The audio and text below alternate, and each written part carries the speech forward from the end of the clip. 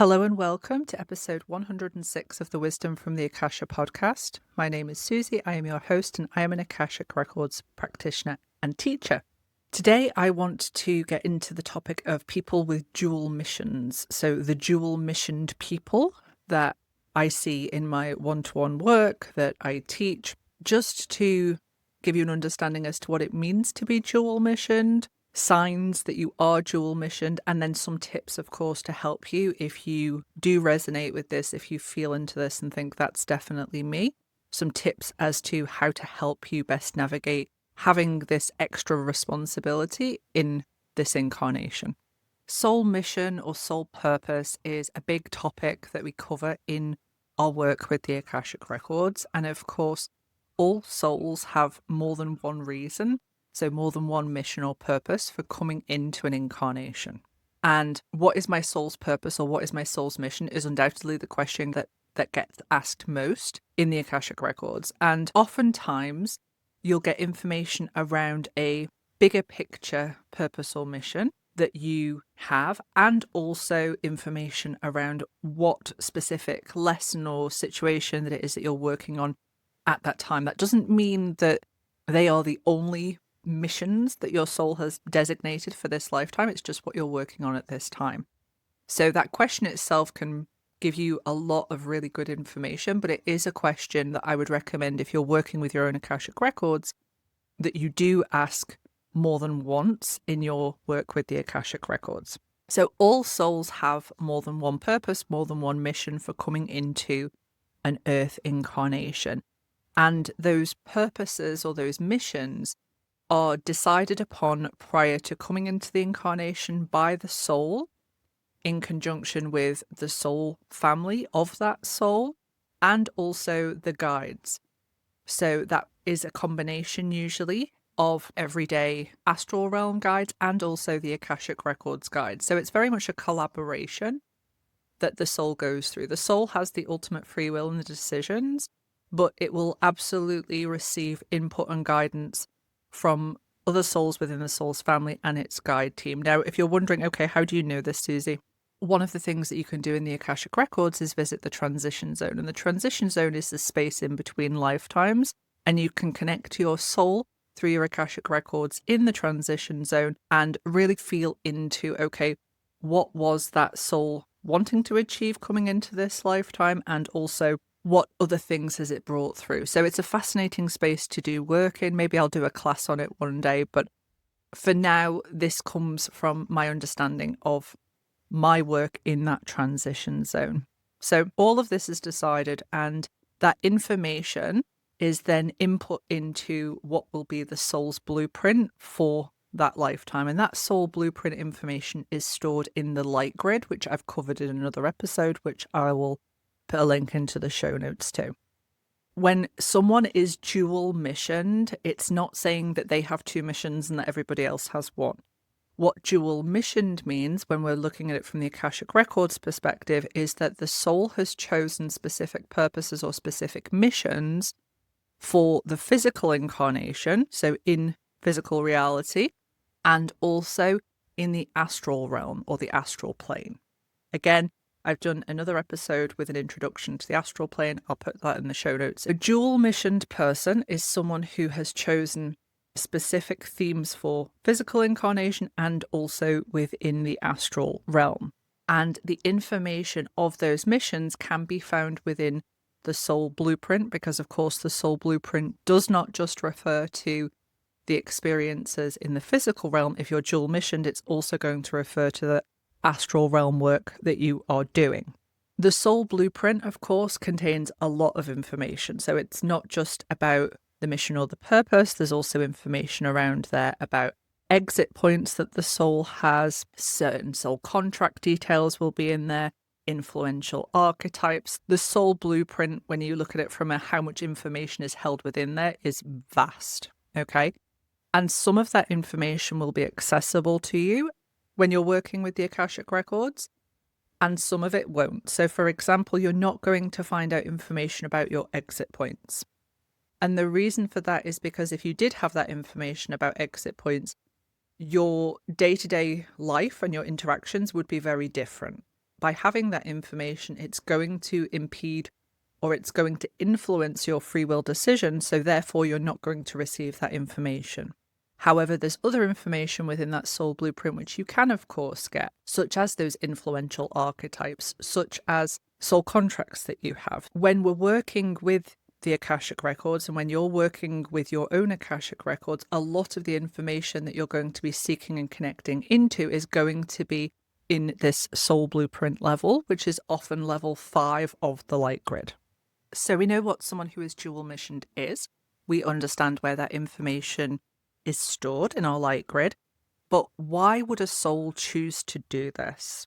Why would a soul want to essentially have a job in the physical reality and also a job in the astral realm? And this really is to do with the level of evolution and experience of the soul. So you'll often hear the term old soul, and this is where old soul would be relevant. Now, old soul is used to refer to more experienced souls. On Earth, one of the amazing things that we have is we have a whole mix of souls at different levels of their evolution. Okay, it's the only realm that I am aware of where there is just this huge expanse of different levels of consciousness that people are experiencing this reality through. And it's one of the things that makes Earth really interesting for a soul to come into. But we must remember that we all come from source and all souls are technically the same age. It's just some souls will evolve and go through certain experiences that help them to evolve quicker than others, and that's completely okay from the perspective of the soul. The soul is eternal. It's not in a rush. It wants to go through what it wants to go through. So these old souls or these more experienced souls will often want to kind of extract as much experience as they possibly can in an incarnation. And the way that it's seen is, okay, well, when I'm in physical reality, when I'm a human, I'm going to have this stuff going on in my physical reality. I'm going to really try to learn these lessons, have this mission, do this purpose. But as a human, I'm going to sleep. And during that sleep state, I can go into the astral plane and I can work on my soul's evolution and expansion in there as well. Okay? So it does tend to be the older, more experienced souls who do this. Now, that isn't to say that younger souls don't also do this. I have seen instances where souls who maybe aren't as experienced also take this on, but that can be very overwhelming. So what type of missions or what type of purposes do we see in people who are dual missioned? The first thing to know is that the astral plane is absolutely huge and very, very varied in respect of the experiences that it offers. And again, if you're not sure what I'm talking about, definitely go check out the episode on the introduction to the astral realm. But what we really need to understand is just the potentiality for experience that the soul has in that astral plane is huge. So there is no way that I can give you a definitive list that if you are dual missioned, you're going to be doing one of these 10 things. That's not possible because everybody is individual and unique, and what their soul wants to experience is individual and unique. What I am going to do is I'm just going to give you the 4 most common themes or experiences that souls are looking for when they are dual missioned and when they are working with that astral plane. The first one is very much connected to what is called the astral level of initiation. And this is a specific level of initiation that souls go through. They go through this in a specific lifetime or multiple lifetimes. And this happens during their physical reality as well. But if a soul is experiencing the astral level of initiation, they will often take on a specific portion of that initiatory experience within the astral plane itself.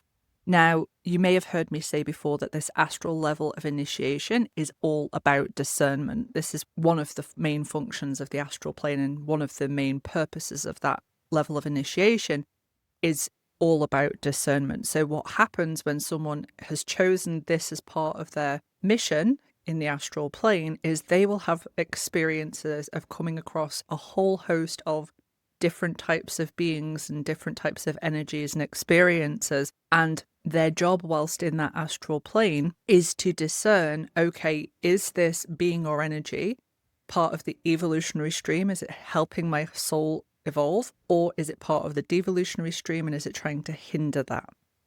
So for those people who have chosen that as part of their mission, they'll often have very varied experiences with different energies. They will often come across trickster energies as well, and it is really about training this faculty of discernment. The second reason that people will take on a mission in the astral plane as well is they are working as an evolutionary force or energy against the devolutionary stream within the astral plane. Now, this is not a warfare. Okay, I'm going to do a separate episode on the concept and understanding of spiritual warfare separately so that we can cover that in depth. But this is to really advance the evolutionary stream's impact upon our physical reality on planet Earth and to deter the devolutionary stream's influence. And you get both within the astral plane because the astral plane is still one of those planes which has the illusion of duality. So sometimes souls will be in there to do some work to either really enhance that evolutionary stream or to deter the devolutionary stream. The third reason that I see a lot with clients is it's part of their spirit guide training. This is especially common with people who are in their resolution lifetime, so they're coming to the end of their Earth incarnations. And one of the quote-unquote jobs that a soul can do once it's kind of completed its round of Earth incarnations is to go on to be a spirit guide. And that training doesn't just start when that soul has finished physical incarnations. A lot of the time that training begins in the astral plane. So for these individuals, they may be in the astral plane and finding themselves doing, again, quote unquote, spirit job work whilst actually still living in physical incarnation. The fourth reason that I see with clients a lot is it's part of them opening up to their ability to do mediumship work. So it's often that they will be working with souls who have transitioned or are transitioning, and they're helping them go through that process of transitioning. Oftentimes in physical reality, they will have a connection to work such as rescue mediumship as well, if this is part of their astral realm work. If you are someone who is really resonating with this term and you're thinking, oh, this sounds a little bit like me, you can, of course, go into Akashic Records and ask the question, and the information will be given around this. Depending upon what it is that you need to know in respect of that dual mission is going to determine how much information you get around what it is that's going on. But you'll definitely get an understanding as to whether or not you are dual mission. But for those of you who maybe don't have an Akashic Records practice yet, I just want to give you some of the most common signs that I see with people who are also dual missioned when we look in their Akashic Records. So the first thing is they will have very vivid and often lucid dreams. Okay, so they often have quite a lot of control over that dream space. Now, this doesn't mean that every single dream that they have is vivid and lucid, but people who are very natural lucid dreamers do also tend to be dual missioned. I've also seen the complete opposite, where someone who is dual missioned and they have no recollection whatsoever of the dream space. So it can be one extreme to the other, but most often it's those very vivid, very realistic feeling and or lucid dreams that will happen to someone who is dual missioned. Number two is that no matter how much sleep they get, so you may sleep for 10 hours of an evening, you wake up and you feel really, really tired. Or you may even feel more tired than you did before you go to sleep because you're actually busy when you're physically sleeping in reality. Now, of course, medical caveat here, if you have sleep problems, definitely go see a doctor. But this is one of the signs that I see a lot with people, that they're just experiencing so much activity in the astral plane when they're sleeping, and the astral plane is very, very busy specifically at this moment in time, that they just don't ever feel rested. The third thing is that people who are dual mission tend to have more overlap in respect of the astral plane or the fourth dimension and physical reality. So they can have situations where they're perhaps experiencing something in the dream space in the astral plane, and then the next day something similar will happen, or the person who is in the dream will show up, and that it's like a continuation of what has been happening in the astral plane. The fourth thing that I see with people is these individuals tend to have a looser astral body. So your astral body is one of the bodies that is you for this incarnation. And what I mean by a looser astral body is that these individuals tend to suffer more from things like sleep paralysis. They tend to be having out-of-body experiences, or are very natural astral projectors. And again, on my list for this year, I've got episode on out-of-body experience and astral projection. So if these are terms that you're new to, don't worry, I've got an episode coming up on that as well. If you've resonated with this, if you've heard me go through those things and you think, God, this is definitely me, I want to offer some tips to help you that I offer to my one-on-one clients I work with who are experiencing this. The first tip is absolutely, you must find ways to rest in your daily life. In your conscious reality, you need to find ways. And unfortunately for people who tend to be dual missioned, naps aren't usually the way forward, because what will happen is they will go for a nap and then go back into the astral plane and continue on with their mission. So practices such as yoga nidra, restorative yoga, anything that is going to help you rest and benefit from that rest, but without putting you to sleep, is going to be really helpful. The second tip that I have is that if you find that you do have this overlay, that you're having the astral realm experiences whilst also being awake, and this can be heightened clairs, it can be seeing things in the corner of your eye, it can be lots of different ways. But if you're finding there's this fluidity around your experience of physical reality that's merging with that astral plane, have some form of grounding practice or grounding object. And I'm going to use the example of the film Inception. If you've seen the film Inception and it's all about dream work, it's definitely worth a watch. They have a totem, they call it, and it's an item that helps them to remember, okay, this is in my physical reality. So that might sound a little bit extreme, but it's not about saying you're going to lose all function of reality. It's just helping you to really distinguish if you're finding this overlay is happening a lot. The third tip that I have for you is, of course, go into your Akashic Records and find out what it is that you're doing. Sometimes just having some understanding as to what it is you're doing, why your soul has chosen to do this, can be really helpful and just give you that clarity that you need. The fourth thing is, if you are finding you're sometimes lucid dreaming and other times not, and that's something that you want to work on, then definitely work on strengthening that ability to lucid dream so you have more control over what happens while you're in the astral plane. That is what lucid dreaming is for. It's so you can actually use that plane more constructively, and that, of course, is going to help your soul with its mission. And the final tip I want to give you is, if you're finding this exhausting and it's burning you out, just ask your guides for some help to have some time off that mission in the astral plane.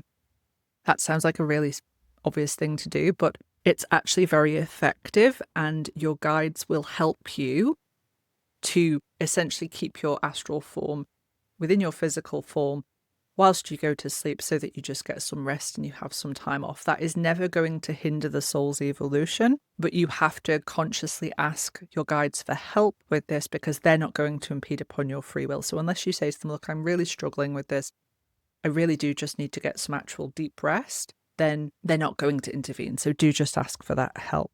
Most importantly, what I want to add to this conversation is, do not let this experience, this dual mission, overtake your life. Okay?